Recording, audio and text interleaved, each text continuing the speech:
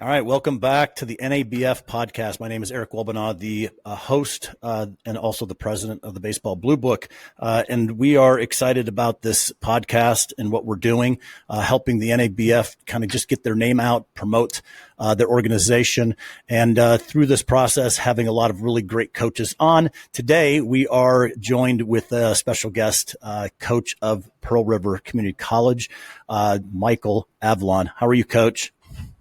I'm doing outstanding. How are you? Thankful to be back and to get to visit with you a little further. Well, appreciate it. It's always fun, kind of the second round with coaches. I love what I'm able to do, just getting into the minds of the coaches out there. And boy, you are having a heck of a year, a heck of a run. We talked about the goatee.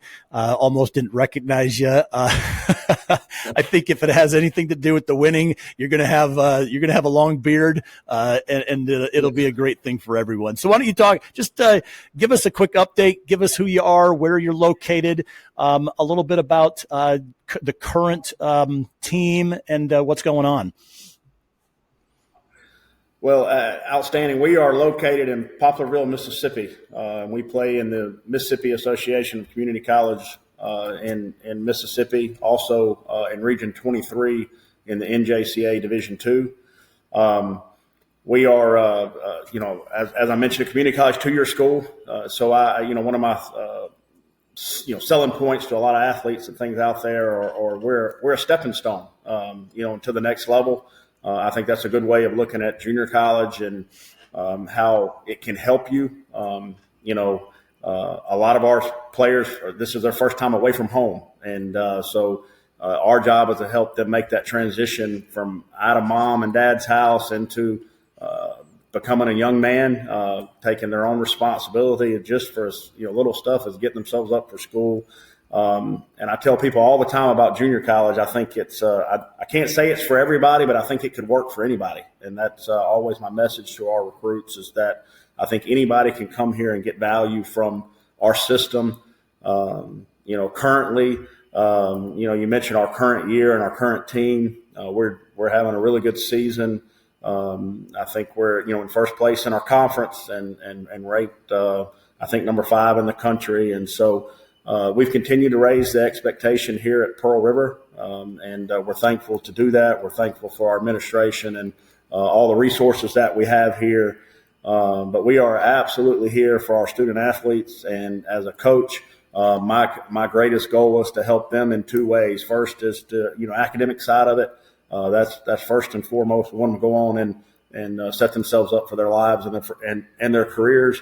But also, to help them go play 4 years of college baseball at least. And, as a baseball coach, that's my ultimate goal, is to help them move on to the next level. That's great. There's, with all the conversations that I've had with coaches over the last year or so, I've always understood the value of the community college, the 2-year program, but I've learned that, one, things continue to change and the dynamics continue to change. Talk a bit about the changes right now that are going on at the NCAA level, the major league level. It all kind of affects, and it all has that filter down. It trickles down and affects at all levels. Talk about what that has done from recruiting and from the team management and what's going on.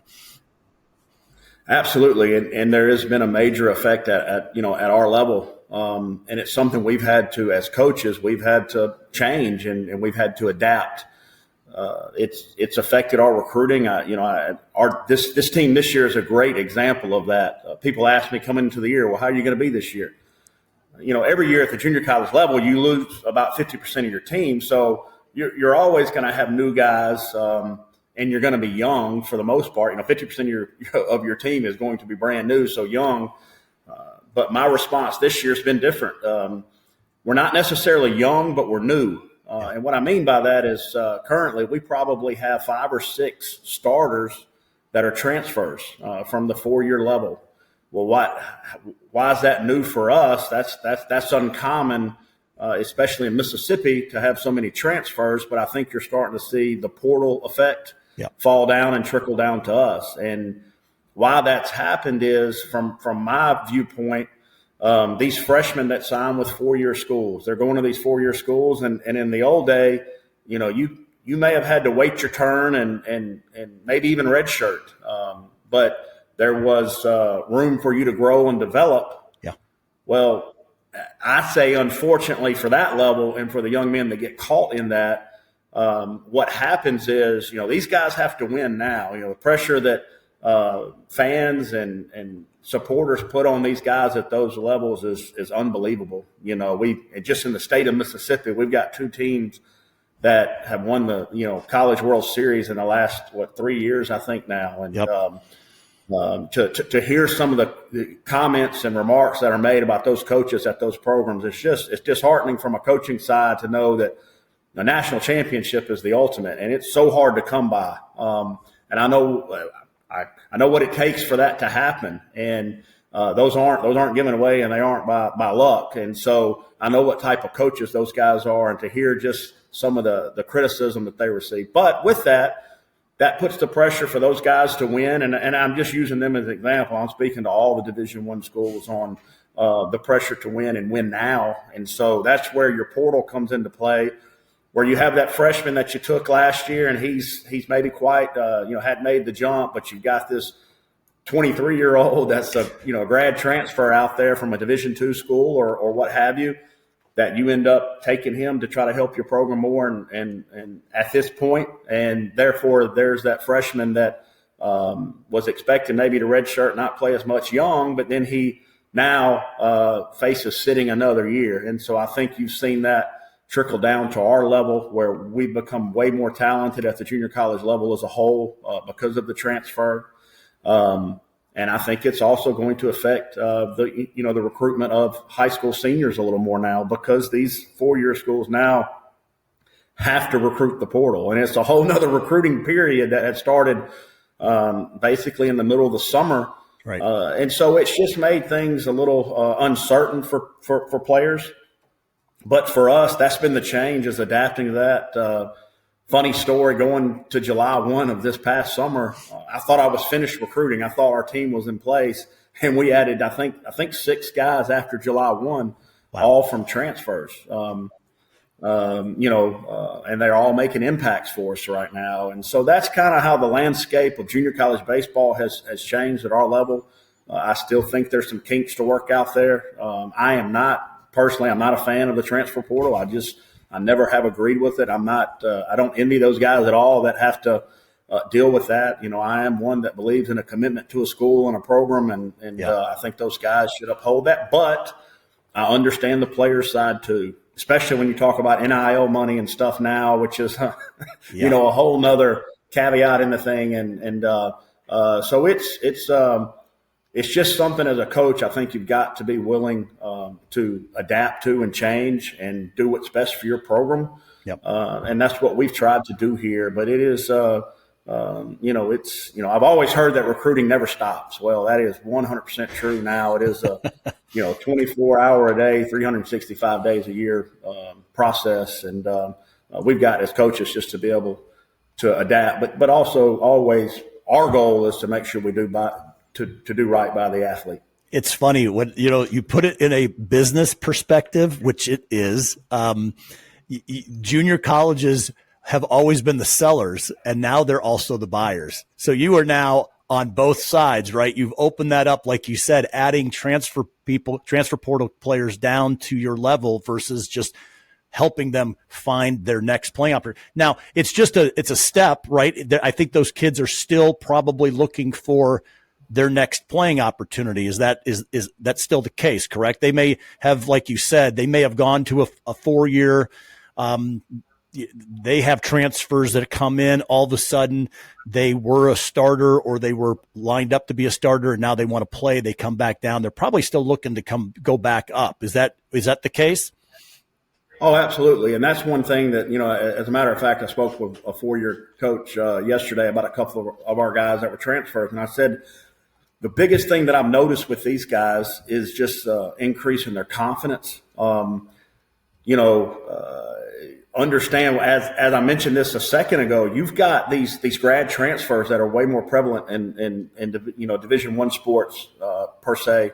to where an 18-year-old kid is competing not against other 18, 19-year-olds like he will do in junior college, but he's competing against 22, 23-year-old absolute grown men who have played 4 and 5 years of college baseball. So I think your confidence can be affected when you're an incoming freshman, at that highest level. And so what we've noticed, especially this year with several of our guys, is just we've watched their confidence grow. They were good players when they signed. They were very talented. To sign with some of the 4-year schools that our guys have signed with out of high school tells you how good of players they were, how athletic they were, how talented they were. Yeah. And then they go there, and it's tough. Baseball's a tough game. You deal with a lot of failure, and I think one of the first things that goes is your confidence. And so we've watched these guys come in here, find their confidence at the junior college level. Things aren't. They also have to accept at our level it's not going to be as easy maybe as they think it is. And so we've had a couple guys go backwards to start with. Then once they realize, hey, this is a tough league, dude, this is a tough level, I've got to work, I've got to get better, I've got to develop, I've got to compete. But it's been really cool watching that process and that development of them gaining that confidence back. And then that's been the question I've been asked, what's changed since he transferred from so-and-so? His confidence. And in anything in sports, if you are confident, you have a chance. If you are non-confident and negative, good luck. It's not going to work well for you. That's absolutely true. Man, so with what you're saying, I could give the advice to the parents and players that listen to these podcasts, but I'd love to hear from you. So you've made that adjustment. You've been forced to make that adjustment because of just the landscape of the game. What is some advice now to parents and players? Because the original, just a few years ago, a junior college was a really good place from a development perspective, very high quality playing, but maybe if you're a little smaller, if you haven't developed, good opportunity to hone those skills and then get you ready for that next. Because of the change, you're seeing some of these things that you just talked about. What is some advice that you can give to those parents? Well, I think the advice to the parents, first thing would be ask the tough questions, throughout the recruiting process. Get the information that you need. As coaches, and I'll be the one to, give this tip away. We're all salesmen, okay? We're all selling our program. We're all trying to recruit you. We all want your son.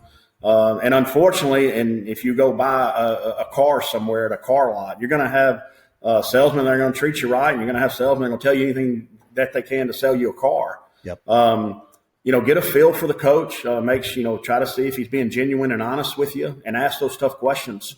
Another piece of advice I would say is find out what's important to you, and ask questions based off what you value and what you want.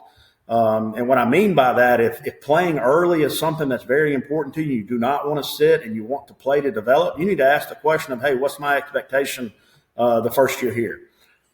Because at a 4-year school, that's obviously different than at a junior college. Then you need to, evaluate rosters. You need to go and watch the team play. One thing I've noticed, I hear this a lot from parents and from players is, man, I had no idea the baseball was so good at this level. Yeah. Well, probably because you've never been to a junior college game and you've never seen that, we talk about velocity in this day and age. I mean, it is not uncommon at all to walk up to a junior college game and see guys that are 89 to 93 and you go, well, hold on a second. I watch SEC baseball, or I watch the big Division I baseball, and those guys are 90, 93, and I'm like, it's not that far off, and it's really not, and that's a credit to the player that exists now.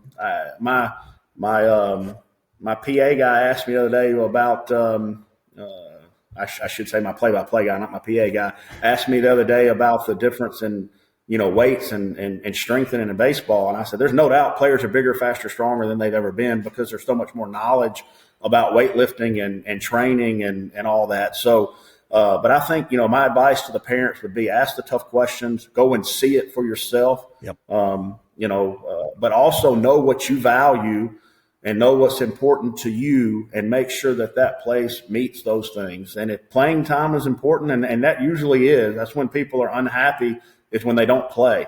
Know that at the Division I level, it's very competitive now with the portal and all that stuff that's going on. It is extremely competitive, and there are. I would be a liar to say that, well, you can't go there. No, there are players that are good enough to go there and play. Yep. Rosters can tell you a bunch, past experience and how, younger guys are using that program can tell you a lot. There's three pieces of advice I give every young man that I meet with about making a decision about where to go to school. First is go where you want to go. You're not going to be somewhere that you're not happy and you want to be and you don't feel like you fit. Two is go where you're wanted. I think that's ultimately important, where somebody invests in you, they believe in you, they have a need for you, and they want you. The third thing, and I think most importantly, is to pray about it, and the good Lord will lead you in the right way, and make sure that that's the best decision for you. That's great. We are with Coach Mike Avalon at Pearl River Community College on the NABF podcast. Some really good advice. I was, as you were going through the list, right, where you want to be, in my head, I was sitting there thinking, and also where you are wanted. And then you all of a sudden just followed up with where you wanted. That is so important. The other thing that is something, and I'll do this shout out as well. Go watch community college JUCO ball. It will blow your mind. These guys are good. They are the top guys. The transfer portal is even adding another level of that. I think what you just said today was the confidence levels, elevating that. Be ready to compete at all levels, and being that stepping stone to that next program is amazing. So, Coach, we're on here with the NABF podcast. I know you have some experience with NABF. The transition over is really back to kind of that advice for parents and players. There's so many opportunities with showcases, with leagues, with tournament teams that just, there's a plethora of opportunity out there. What is your experience with the NABF? What do you see the value that brings to players, and why should a player or parent check it out as something that may be of interest to them? I think as a coach, you want to establish consistency, and you want to be able to, and to do that, you have to do it over a long period of time. And I think the NABF has been around for a long, long time. It's withstood the test of time, so to speak. Yep. And when you see something like that, it tells you its value and how it's been consistent and how it's helped so many young men, and young women across the country and across the world to continue their careers and also set a good foundation. That's one thing about sports. We tell our guys all the time, it's not just about baseball. We're helping you out for your life, and we're setting that foundation. I think sports do that. In the NABF, there's so many services that they provide. They're involved with so many different activities and service projects and different things like that. But I can remember being a young coach, and one of the World Series used to be held in Jackson, Mississippi, in my hometown at Smithville Stadium. Coach Derek Topic, a guy that I played for in junior high, has always been heavily involved with NABF, and he's a really good man and always willing. And I think that's why he's always coached, is not just to because he loves to compete, but I think he loves having an impact on the young men that he coaches. And so that's where I was kind of first introduced to it. And so I continued, and it may be late in the summer in July, and I've been recruiting all summer, and I don't feel like going and watching more baseball. I'm ready for my break that I get. But I always made sure to, make my way over to that World Series. And the thing that I noticed that was so unique about it was when you have these different teams from across the country competing against each other. And the thing that I found is across the country, there are different brands of baseball that are played per se in New York or Ohio or Mississippi or Virginia. And it was really cool watching them throughout the years and seeing the difference and how the game's played. And so I always enjoy that. But, the big thing about the NABF, it's just been around so long and it's been so successful. Now I know there's a lot of competitors out there and that's also good. Yeah. But when there is that much competition amongst different organizations for tournaments and things, the one that's been there and withstood the test of time, I'm always going to lean that way. And so there's a lot of good organizations out there, but always been very supportive of the NABF. That's great. Yeah, 1914. They've been doing it for a while. The other thing you had mentioned is said earlier on, you talked about the players are all bigger, faster, and stronger. And one of the things that I like about the NABF is it goes back to understanding the game. They're doing it right. A lot of times, showcases are great because it's showcasing talent. But if all you're doing is ever playing tournament ball, you're up for the game. There's very little time for the instruction, the development, and the baseball IQ to be focused on. As a coach, you're seeing that. I hear it over and over and over. Bigger, faster, stronger. But man, they don't really understand the nuances of this very, very complex game. Again, as we wrap up, some advice, again, just overall, just from an understanding what you're seeing and some things that you believe can help and benefit some players as they're going through the journey. Again, people are listening to this. They're younger. Parents are listening to it, trying to figure this whole thing out. They're getting pulled into so many different directions. And as a coach that's had such success, what type of players are really the most valuable? What are the ones that are bringing their game to the level that you need it to be at to compete at the highest level with where you're at? It's very interesting. You asked me that question. I had and immediately I thought of a conversation that I had with an SEC coach who had called about one of our players, and he asked me a very interesting question that I don't get a whole lot. And he asked me, well, what's his baseball IQ, coach? How smart is he on the field? And I thought, man, that's, not all coaches ask that question. It was actually Coach Lamonis at Mississippi State, and I thought that was a very intriguing question. And I can only guess why he asked that, but I'm going to kind of rely on my own experience. I think what you see a lot of this day and age, and you mentioned it, is the showcase baseball. Bigger, faster, stronger, correct. And that's what showcases show you. They show you how hard a guy throws the ball. They show you how fast he runs. They show you how far he can hit BP. They show you those things. One of the things that we make sure of, and we want to, is we want to go see the guy play the game, to see how he plays, to see how he handles his failure. That's what's very important to us. And I think coaches can make the mistake of putting too much stock into the showcase. They are important, and trust me, if a guy's throwing 90 to 93 miles in a showcase, it gets your attention, and you definitely are going to go see him and recruit him, no question about it. But if a guy can just throw it really hard across the infield, but yet he doesn't understand how to turn the double play, he doesn't, he's not in the right position for the cut. He's not a good teammate. He's not picking his guys up. He's not playing with that passion, with that energy that you want to see. Those are things that you see in the game. Also, as I mentioned this a second ago, we try to do a big job of comparing baseball to the game of life, and that, there are failures in life, and how are you going to handle those? Well, guess what? Baseball teaches you a lot about that. Sometimes I want to go to a game and I want to see a young man not do well, to see how he handles it, to see how he even talks to his parents after the game. I had an assistant coach come in one time and say, "Coach, good player, talented, but acts like a baby and doesn't even respect his parents after the game." Well, that's a knock on that kid for us. And fortunately, we're at a level where we can pick and choose who we recruit. And so we look at all those things. I think they all have value. Again, I just really harp, and it's been something I've learned a lot over the years as a baseball coach. You're going to fail in this game, and how you handle failure is so important. You can't necessarily see that in the showcase.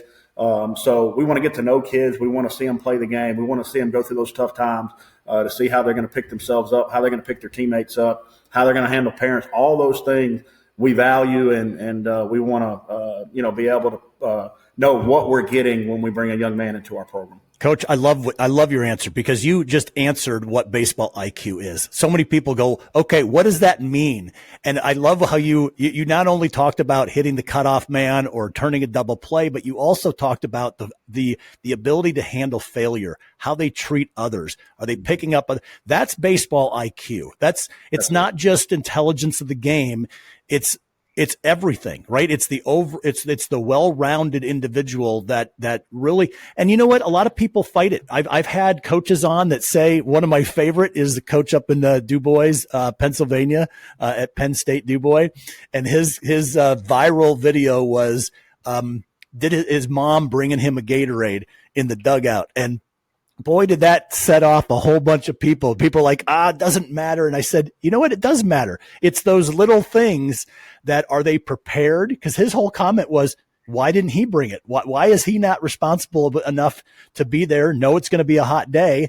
Instead, he's got that. So I love your response there. It's really it's a rounded answer to a very difficult question. Now, the last thing that we'll talk about is I just went blank. I'm going to cut this out. I usually do pretty good. I'm right in. I'm in a zone here. I can't remember where I was going to go. Sorry about that. It happens. No problem. Yeah. No problem. No, I think that so I guess wrapping up, we've done advice for parents. We've talked about your program. I guess, you know what? I appreciate we'll go ahead and just wrap this up. Coach Mike Avalon with the Pearl River Community College joining us at the NABF podcast. Coach, I really appreciate the opportunity to talk to you once again. Congratulations on a great couple of years, a great run, and all the best for this year. Thank you. Awesome. Absolutely. Thank you for having me, and always glad to talk baseball and help athletes and families. So appreciate the work that you do, and if we can ever help you, always here to help. Thank you. Thank you. All right, don't go anywhere. All right, sorry about that. That was just a brain freeze there, man.